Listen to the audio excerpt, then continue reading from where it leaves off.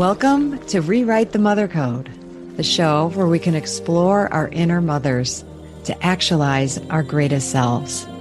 Through interviews with incredible guests, live coaching sessions, and my own experiences, we're going to dive deep into embracing feminine values and reparenting ourselves. So be prepared to show up, hold space, and be mothered in a way that you never have before, but have always needed. It's time to rewrite the mother code.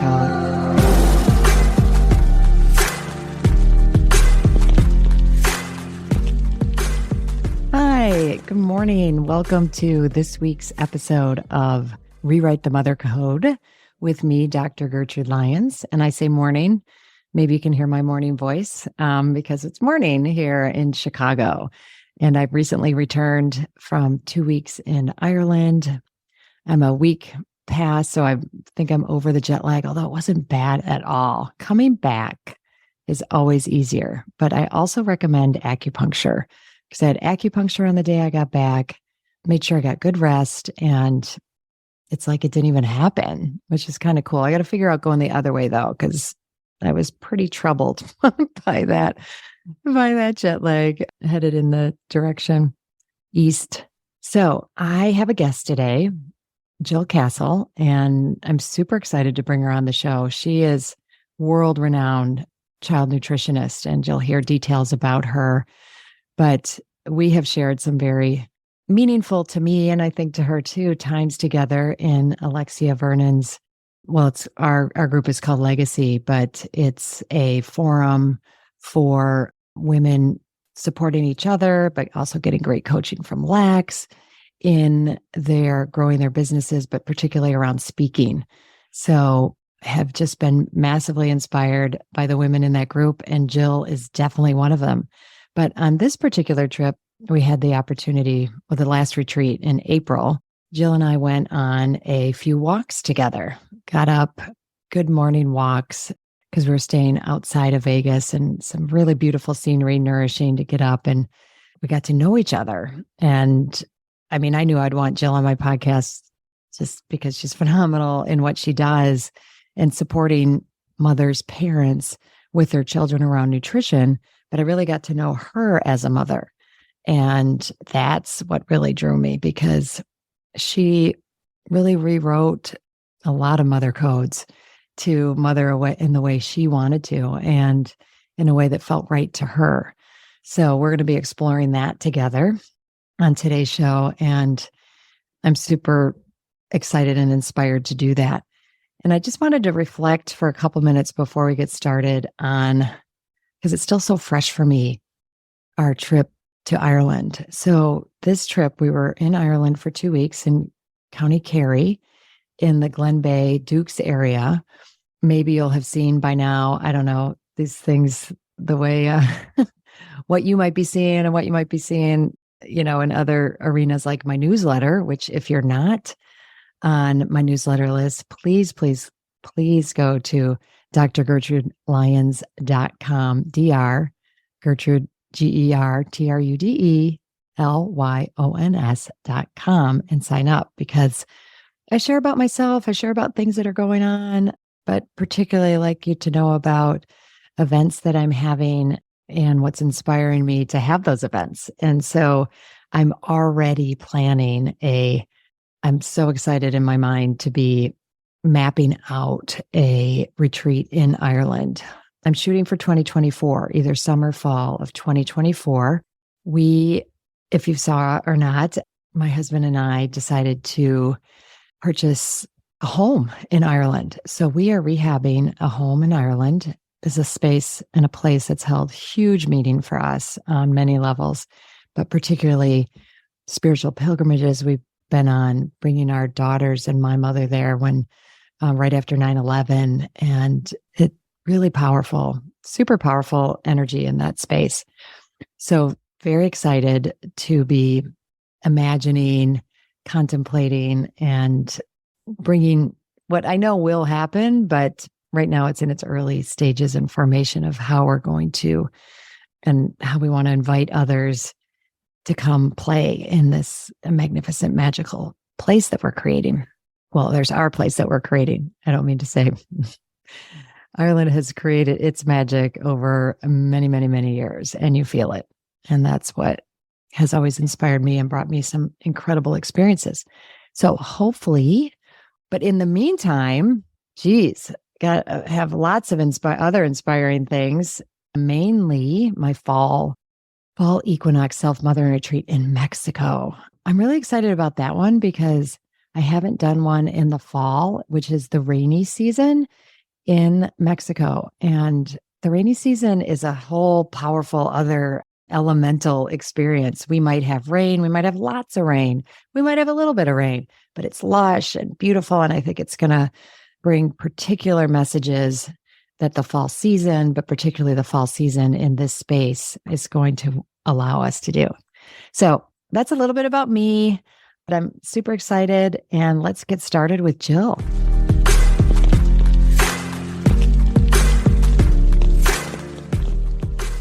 Well, here we are. So excited. Welcome, Jill, to my podcast. Thanks for having me, Gertrude. It's great to be here. Yeah, well, we were just having fun sharing before we got on about things, and one of which is and our froggy voices. So you might hear us both sound a little froggy. Neither of us know why, but it's happening, and we're going to deal with it. It'll be fine. But I want to introduce Jill in that formal kind of what she's all about, because she's done amazing things in her career, and I'm so excited to share those and also dig into just her life journey, which is equally as inspiring alongside the business she has created. So Jill Castle is one of the nation's premier childhood nutrition experts, known as a paradigm shifter who blends current research, practical application, and common sense. Jill inspires audiences to think differently about feeding kids. Oh, I'm sure there's any of the women with kids just hearing that is going to be like, oh, I want to hear more. I want to hear more. Okay. A sought after speaker, advisor, media contributor, Jill has inspired a range of audiences. Jill serves as an expert reviewer for parents.com and has been featured as a guest expert in CNN, The Washington Post, The New York Times, Forbes, Newsweek, Time, and many other outlets. But that's a pretty darn good lineup there. So Jill is founder and CEO of The Nourished Child, a nutrition education website and podcast for parents. She's author of the forthcoming book, Size Wise. That's going to be published in 2024. Super excited. As well as the books Eat Like a Champion, Try New Food, The Smart Mom's Guide to Starting Solids, The Smart Mom's Guide to Healthy Snacking, and co-founder of Fearless Feeding. Well, I love hearing all those titles all together, but I'm super excited and also continuously inspired. And Jill, I want to hear, and we want to hear even more from you about your journey getting to this place where you have these amazing credentials and all the ways you've served families, children, mothers, parents, the whole gamut. Yeah. So why don't we start there? Yeah. Well, let me just first say it's taken a long time. So over 30 years. So it didn't happen overnight. Yeah. So I started thinking I would be a pediatrician or a doctor. And that didn't quite work out in college for me. I couldn't quite get past organic chemistry. And my dad, who was really into food and nutrition, said, take a course in nutrition. So I did. I took a Nutrition 101. There's probably 500 kids in that class, and I did really well in it. And I really enjoyed it. It was a combination of obviously food and nutrients and nutrition, but also health and medical conditions and all that sort of stuff. So that launched me into becoming a registered dietitian. I moved out to Boston to do my internship here and then worked for 7 years in a couple of hospitals in Boston. And I only worked with children. I really just love working with kids, and it's very challenging to work with children. They have the same sort of medical conditions that adults do, but in smaller bodies that need to still grow.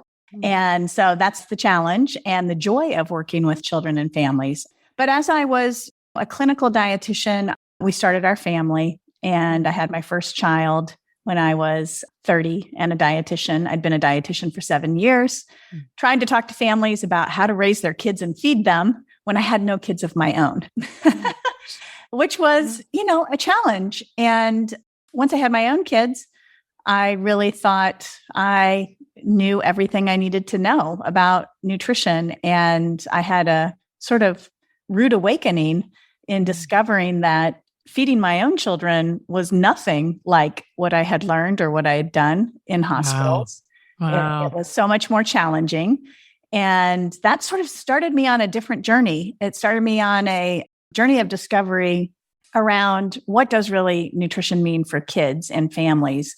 And it's not what we are taught necessarily in school. There's a piece of that, right? Food and nutrition and nutrients, how it interacts in the body. There's that piece for sure. And that's what we're generally educated about. But there was these other things like, why is my child behaving this way around food? Why are they refusing to eat or refusing to try new foods or going into the pantry and sneaking a snack when I'm not around? Why are they doing those things? So there's this like child development, temperament, motivation piece to it.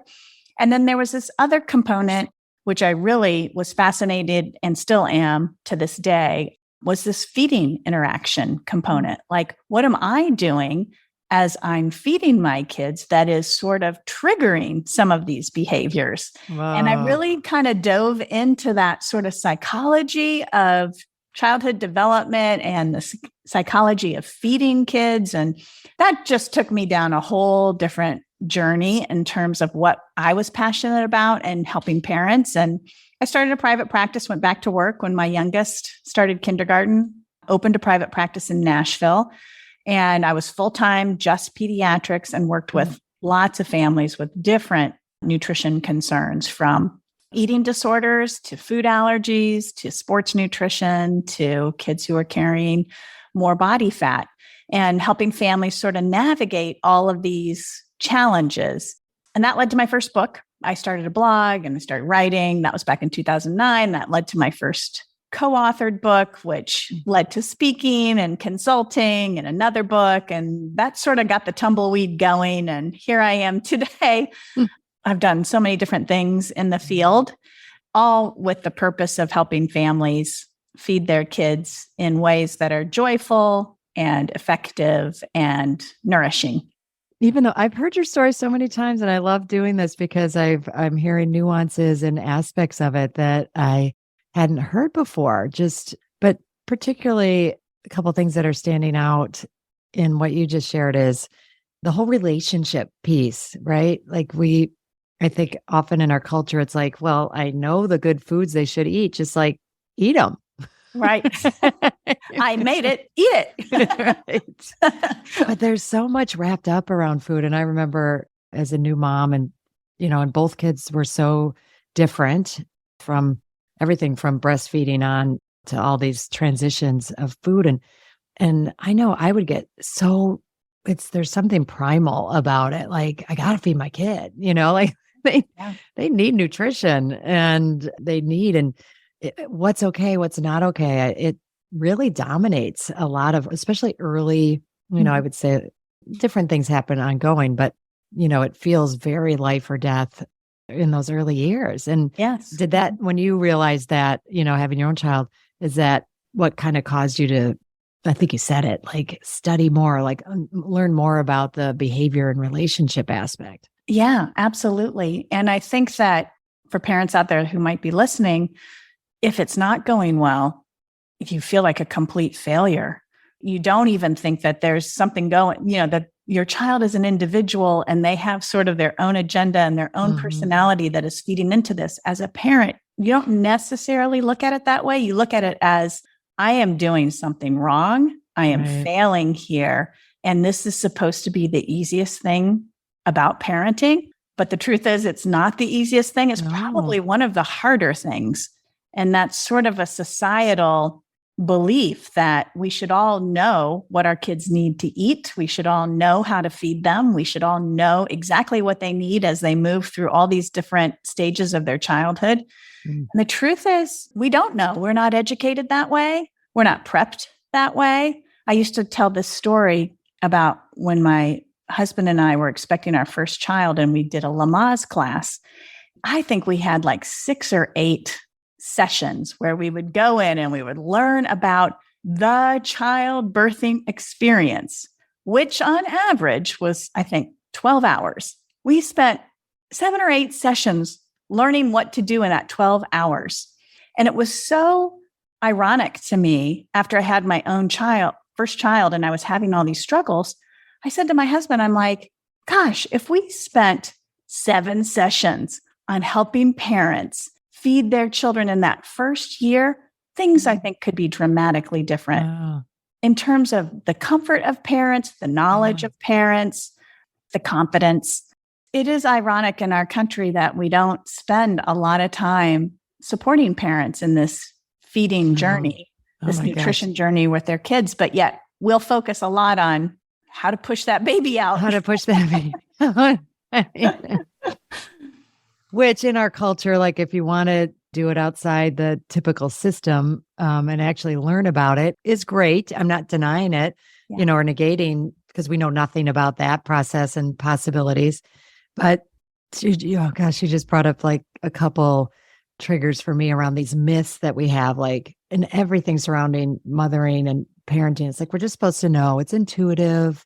Yeah. And then when you don't, and it's not like what you thought, then of course you think you're stupid or wrong. And then you don't tell people because you're embarrassed, that whole thing for sure. But what also keeps coming up for me, Jill, is around that so we don't get educated in general. And then we're also not inclined or taught to look at our own emotional stuff and wiring around food in our own selves, and then our parents' selves, and everything that's getting passed down generationally, just regarding food and eating. And as I'm saying that, I'm just picturing my parents and what they lived through, and the depression, and like there's just a lot of different things. So we come in, once, we're supposed to know, and then 2, we have all of this wiring, and that's what I would love, some of that 7 hours, or those 7 sessions,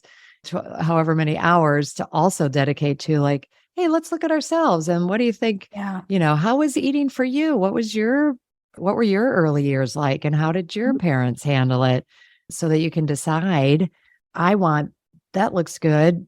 I feel pretty good around food, whatnot, or food was the thing that was supposed to make me feel better. And if I felt bad, like, here, have a treat, just all sorts of things. All sorts of things. And if you grew up, because I'm writing this book Size-Wise, one of the things I've researched about is this idea that parents come to the table with their own quote unquote stuff. And that could be a parent who grew up in a larger body and was stigmatized or shamed within the family home, not perhaps intentionally, but just sign of the times. That's just how people have been treated over decades. Like, if you're in a body that's not slim, trim, and fit, then you are at higher risk for being shamed and stigmatized. And when it happens to you in the home, it can be very traumatic, and you can't not necessarily carry that stuff. And if you're an adult who's carried that history, or an adult who had an eating disorder, for example, or a mother who had, or a father who had an eating disorder, or another medical condition, you carry that quote unquote trauma into your own home and your own interactions with your own children. And figuring out some of that stuff can be super beneficial to helping your children take a different track. Yeah. Well, I love what you just said, because sometimes we won't. I mean, that's just good, gosh darn good healing for ourselves, no matter what, and to go on that journey and heal and explore what, if you haven't, what everything from eating disorder, stigmatized for a larger body, and on, the whole range, right? It's good for you, but we won't necessarily do it for ourselves. We won't, but bring a child into the picture. It's like, well, if this is good for my child, maybe I will. And I don't care.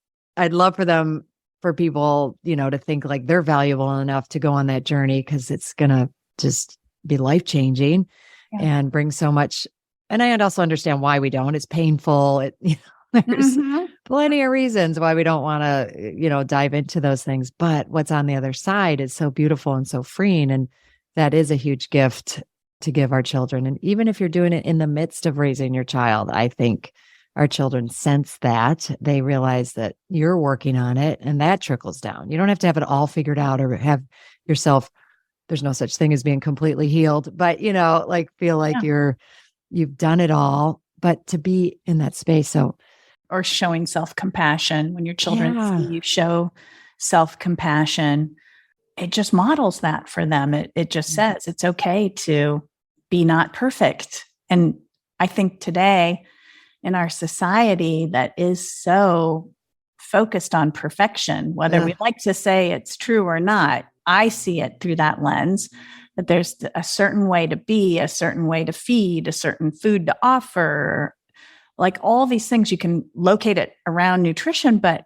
you can get it into appearances and what classes your child should be taking in school and what colleges they, it's like, it's perseverant in so many different arenas that if you can show yourself self-compassion and imperfection to your child, it can be such a game changer for them. Yes. Yep. Exactly.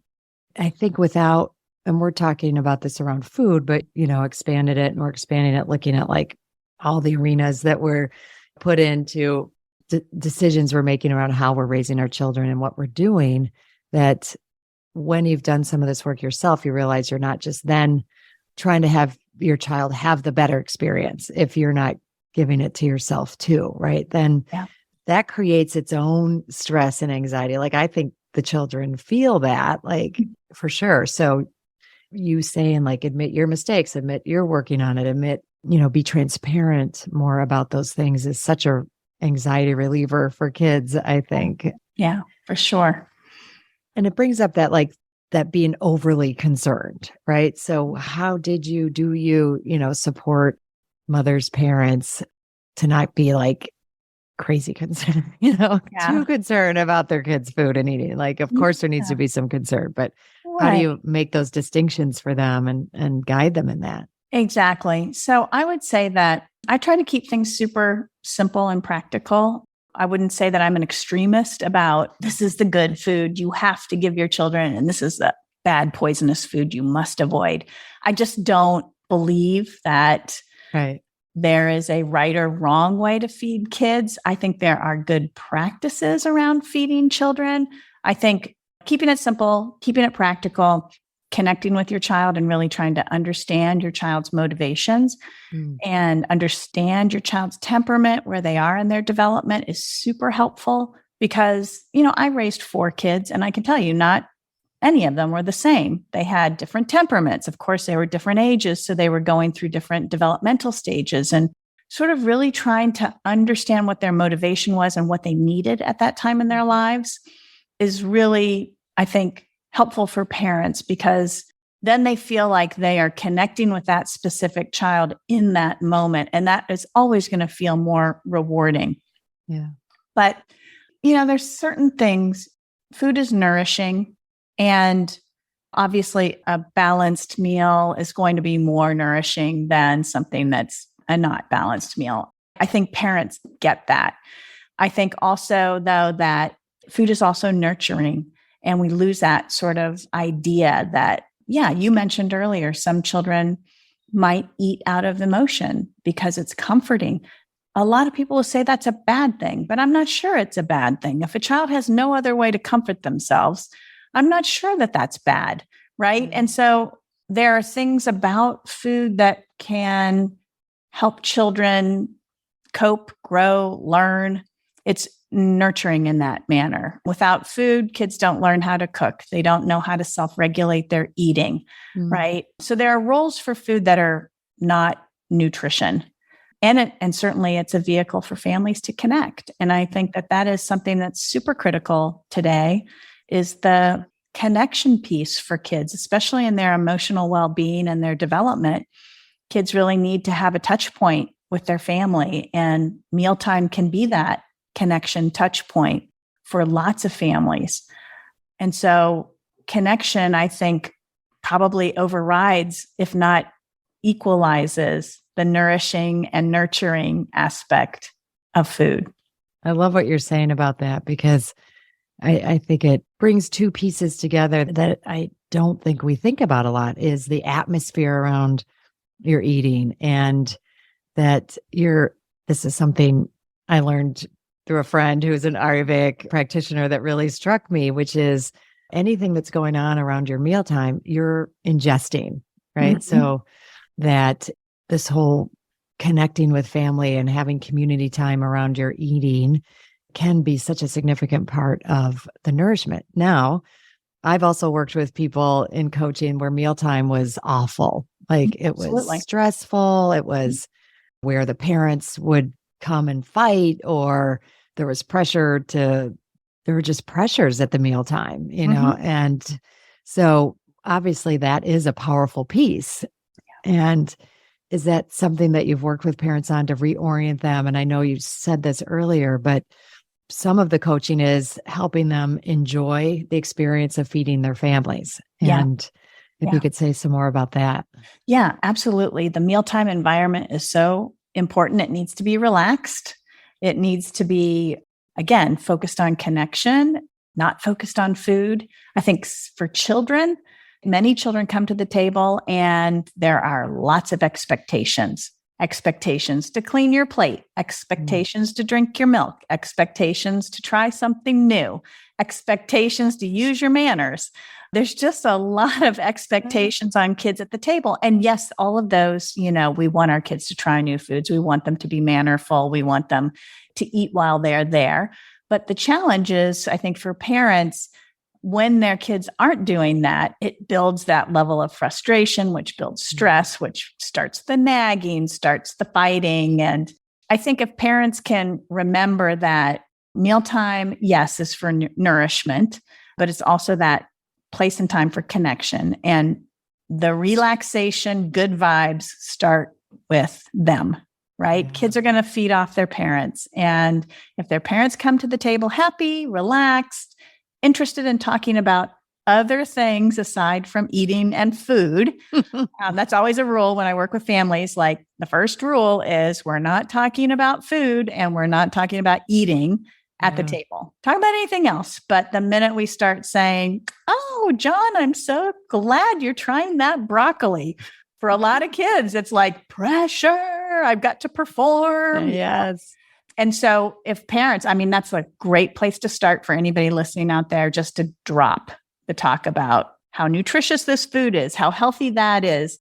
You should have more of this. You should try that. Like if you can let go of all of that, the dynamic at the mealtime will almost instantaneously get more relaxed. The kids will be more relaxed because the expectations will be lightened up. Hi, I'm so excited to share with you my 2024 Spring Equinox Self-Mothering Retreat that's happening this March 2024. And I would love for you not only to consider it, but to attend.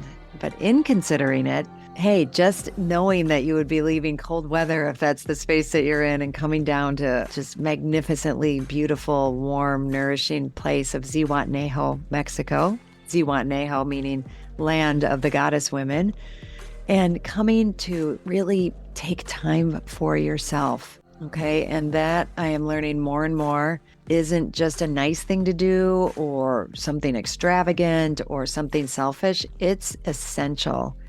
And I really want you to take it seriously, to consider, just think about what would it take for me to go. It's a 5.5-day retreat. Getting from where you are, getting there, landing there, and then being in a space that is all about you. It's all about nourishing you. It's all about tuning into you, using everything around us, the nature, the food, the beautiful people, the rituals, ceremonies.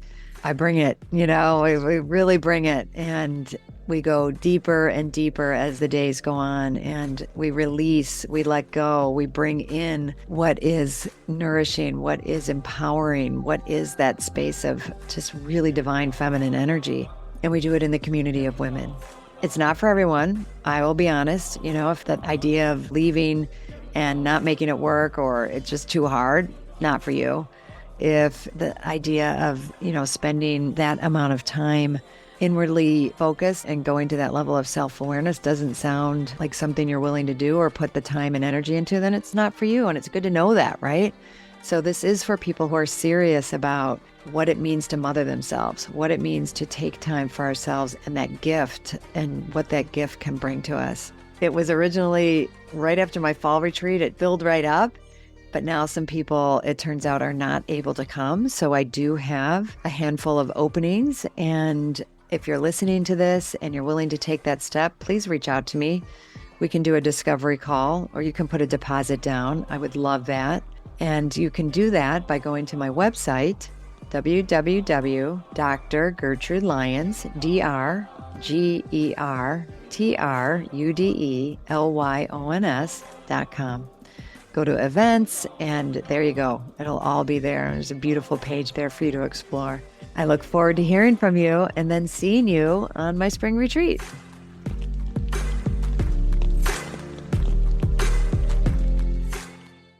I love what you're saying. And I'm also picturing, I think myself, but also those anxious moments, right? So much of this then comes back to me. How do I deal with my anxiety when I put this food out and, they're not eating the vegetable that I serve them? Or I think that me telling them how nutritious this is and praising them for eating the good stuff. But if I'm not looking at myself and like, why am I so caught up in this? Like, Right. Is he going to be okay? Like, what is this? Again, what's going on with me in the moment? What am I feeling? If I can name that, that'll help. Because I think some of what you're saying, I'm also thinking about in a traditional scenario, maybe, one parent is working outside the home or one's inside, or either way, maybe they're both coming home, or a single parent, right? But all the permutations. You come home, you've had your whole day, and then you're supposed to make this meal and you're still sitting with your whole day. And then you're going to sit down and like, you've been performing at work, you've been on, and then this is just another like job to do. And if they're not cooperating, then they're just showing you what a terrible parent you are. Because if you're doing your job well, then of course they would just love everything that's been prepared. So I'm thinking about, assignments I've given couples or parents is to take time either before they cook the meal for themselves. Like, and this doesn't have to be a long time. This could be a few minutes, but then to come together, it takes work to get to that table and be in good shape for that meal. Like I think as I'm saying, kind of saying this all out myself, I'm realizing that we think the preparing of the dinner is the cooking of it, but all these ways to like take care of ourselves before we sit down for that meal with our kids. That's good for us, right? First and foremost, we need that for ourselves. But again, our children are going to benefit from me coming to the table, having done some self-care, some like clearing from my day, hugging my partner, getting some nourishment as we go into that. So I'm just realizing this, for myself, and and kind of wish I'd you had coach. some do-overs. Yeah, you coach, I coach. Peeling the onion is a great metaphor. Like, why are you getting so frustrated that your child won't drink? Why does this mean so much? What does this really mean? And so for some parents, it might be, like you said, I've worked all day and this is just another job and I'm exhausted and my cup is empty. But for others, it might be, I've been home all day with the kids. I've done everything with the kids and I've had no help. Now I'm really resentful. Yeah. Right? I am resentful and this is not fun. And for others, it might be, I'm already nervous about my child's health. They don't eat well at all. Now they come to the table and I have to watch them every night after I've made them exactly what I think will be good for them and what I know they like, and they're still refusing it. What else on this planet can I do to help my kid? So there's so many angles to it. And I think getting to the root of it can be really helpful. Like, why is this so upsetting? And then when you can get to the root, it's sort of like I like to really just I always say to parents, you made a meal, pat yourself on the back. That is the only thing that you have to do from now on. Yeah. Like, get it on the table and then sit down and enjoy your meal.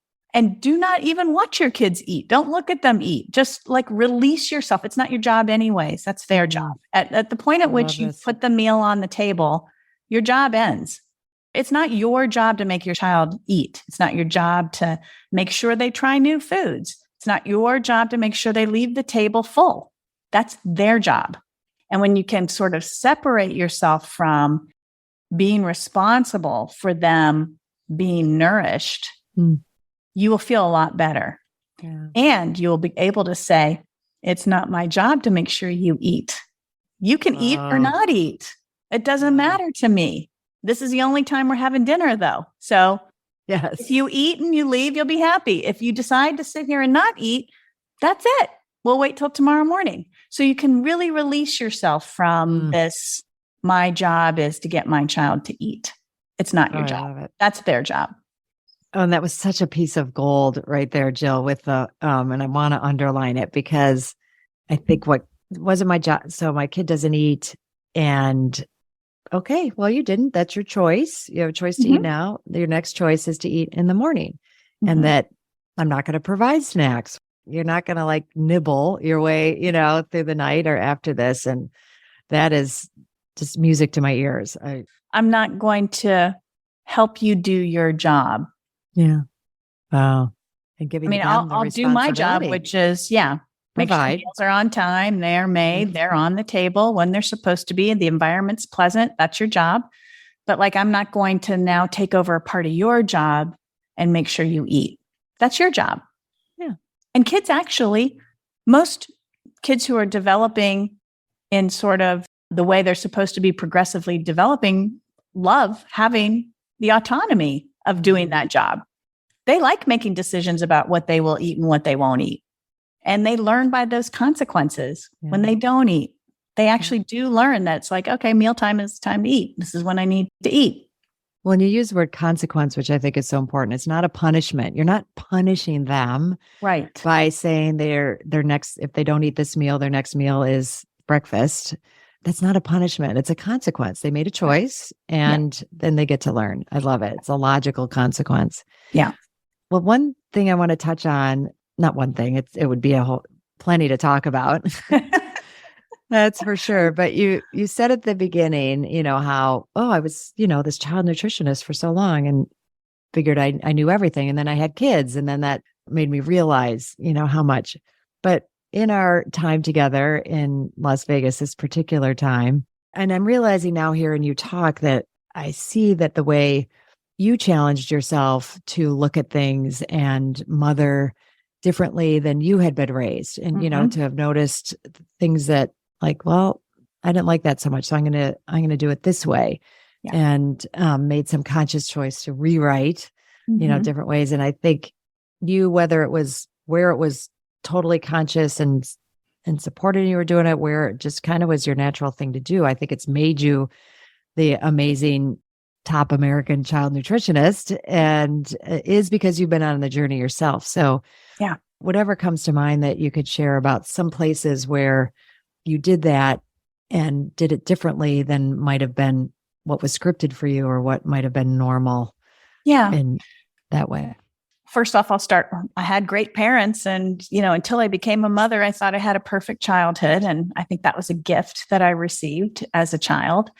But, as I grew older and had my own children, and I think the blessing of my education too, and the work that I do, I could see that, I remember my mom never eating all day until dinner time.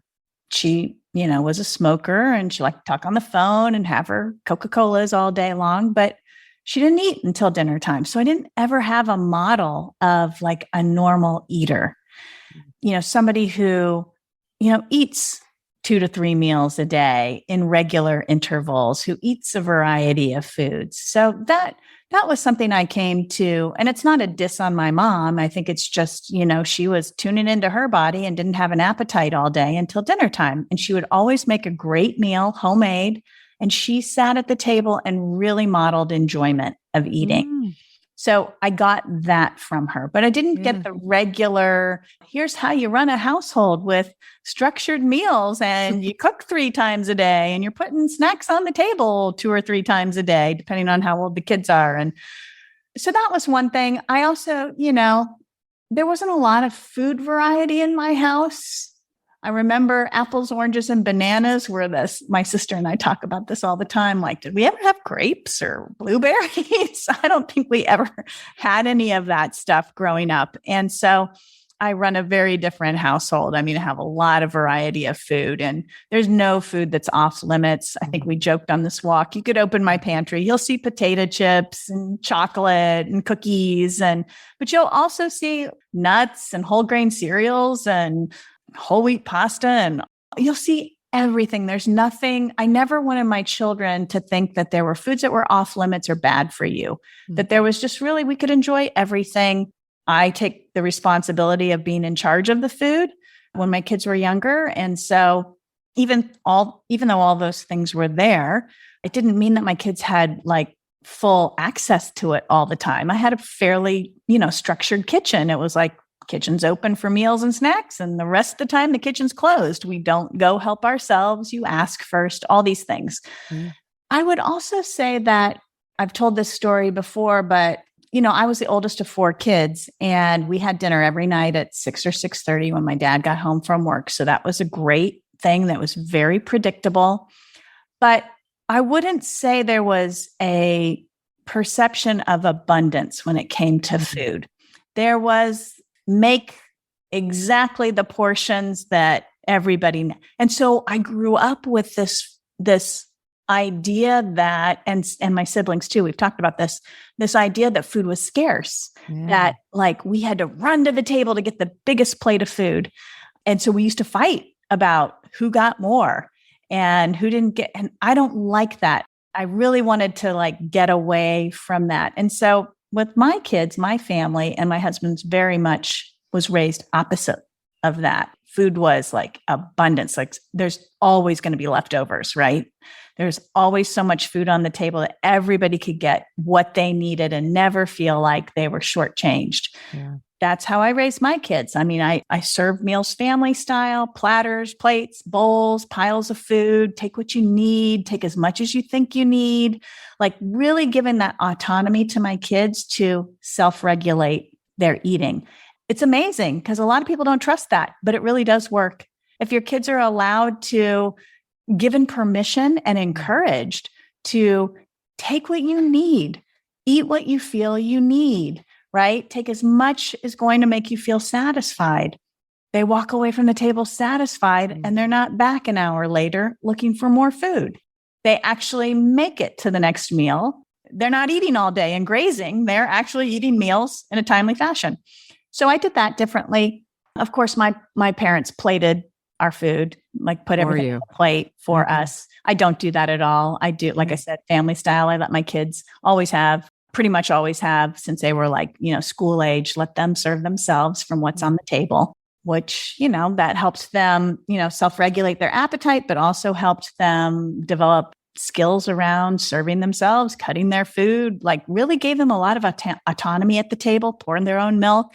And then, the other thing that I think stands out to me was my mom used to hide all her sweets and treats in her lingerie drawer, and like these little things she squirreled away for herself that I think I look at it now and I think it was like her little way of honoring herself and having her own self-care. Yeah. But as a child, for me, it was like, ooh, M&Ms in the underwear drawer.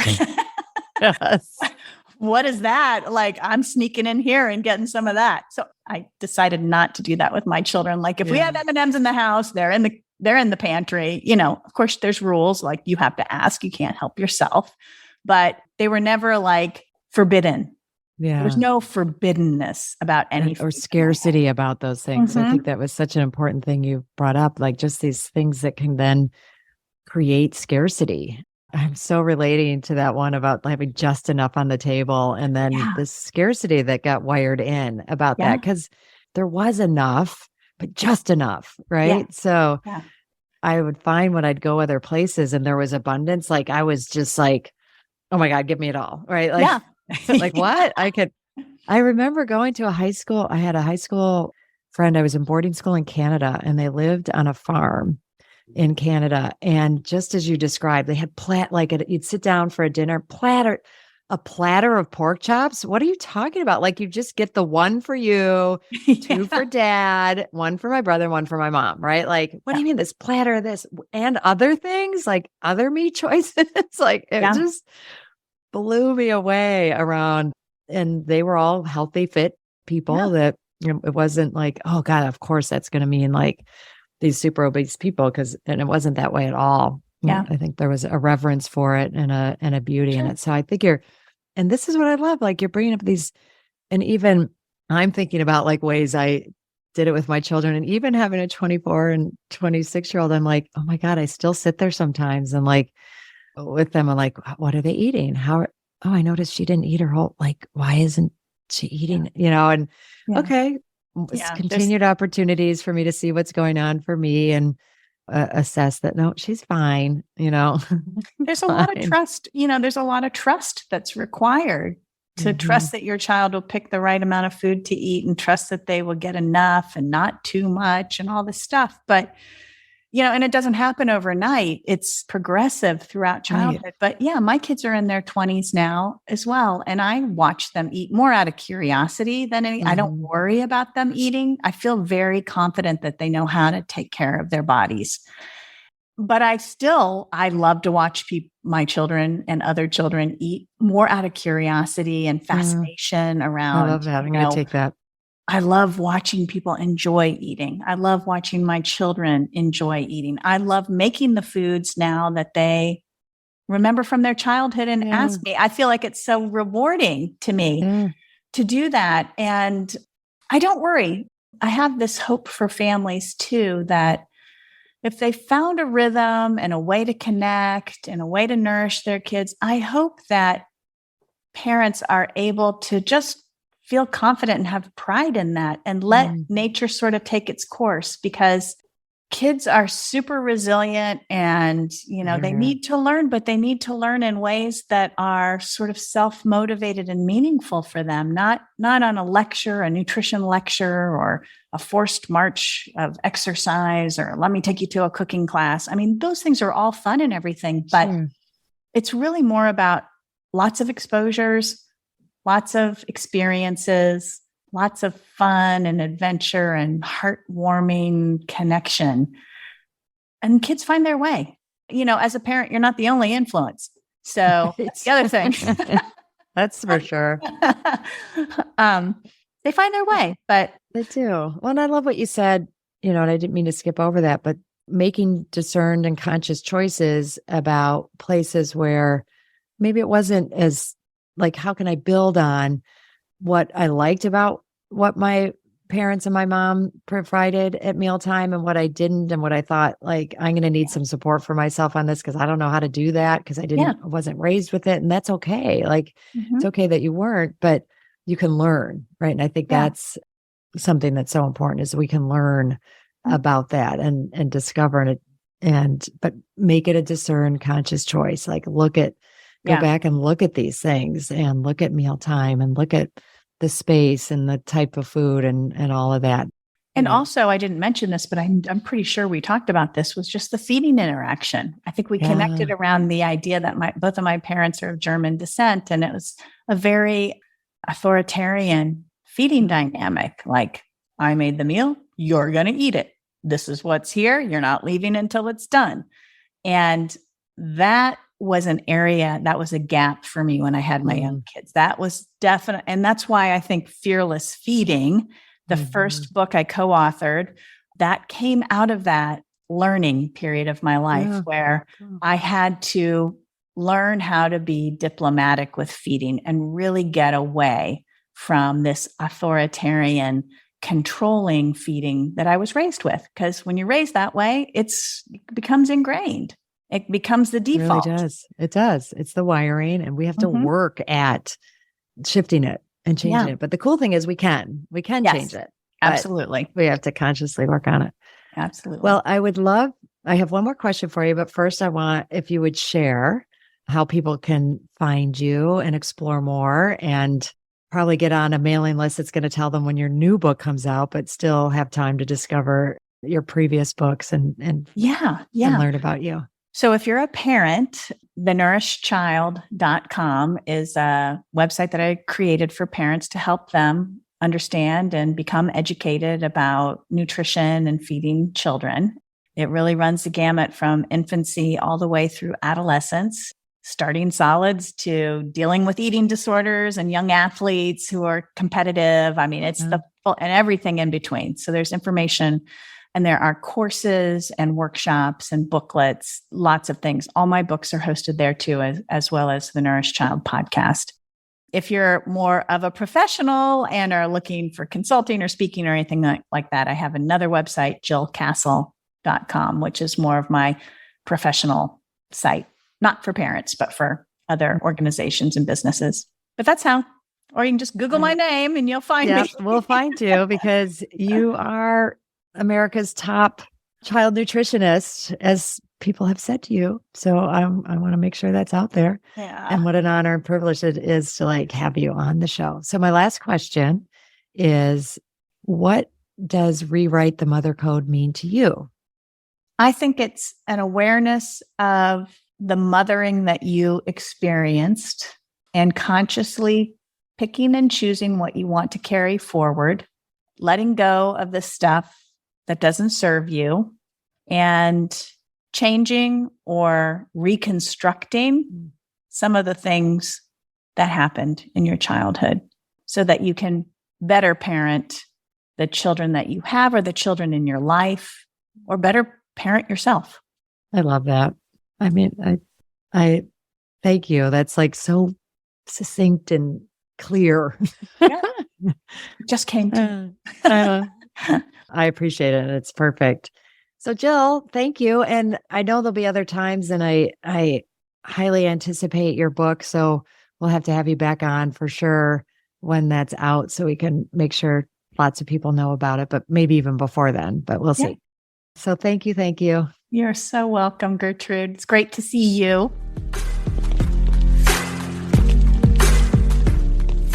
Oh my gosh, I loved that interview with Jill. And I just think it's so cool when you know somebody and you feel like you've heard their story or heard so much about them and shared so many things, and then you learn more and, more emerges. And a lot emerged for me in that, just feelings that came up for me around oh gosh, where I know I was putting messages, not such great ones, around food and the pressure to have my kids perform around eating and perform at the table versus just be and enjoy and trust. I think those were some big themes, but really want to underline, whether you have children or not, mothering ourselves around food and nourishment is so key.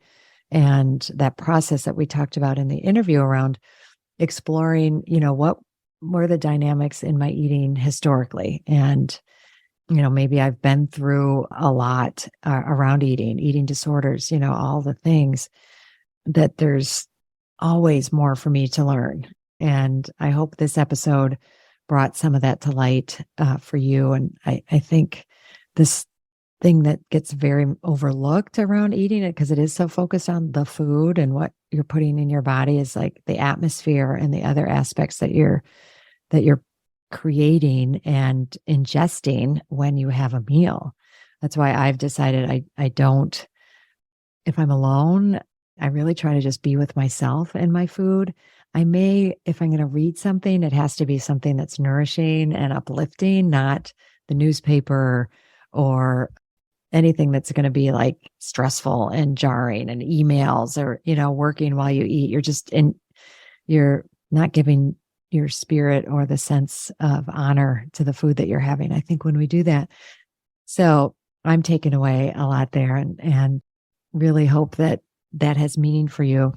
And again, if you want to join my email list, find out more about all the things happening with Rewrite the Mother Code, I would love that at Dr. Gertrude, GERTRUDE, Lyons, LYONS.com. And you can sign up or just look around. And I'd love to hear comments on this one and hear how this struck you.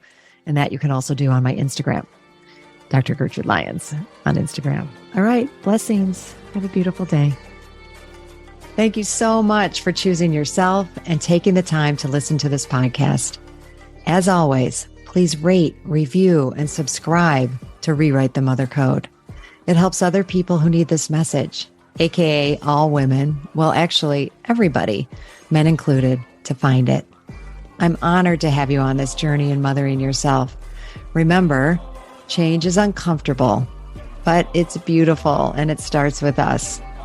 And if you can't wait until next week's episode, follow me on Instagram and LinkedIn at Dr. Gertrude Lyons or at my website, drgertrudelyons.com, and sign up for my newsletter.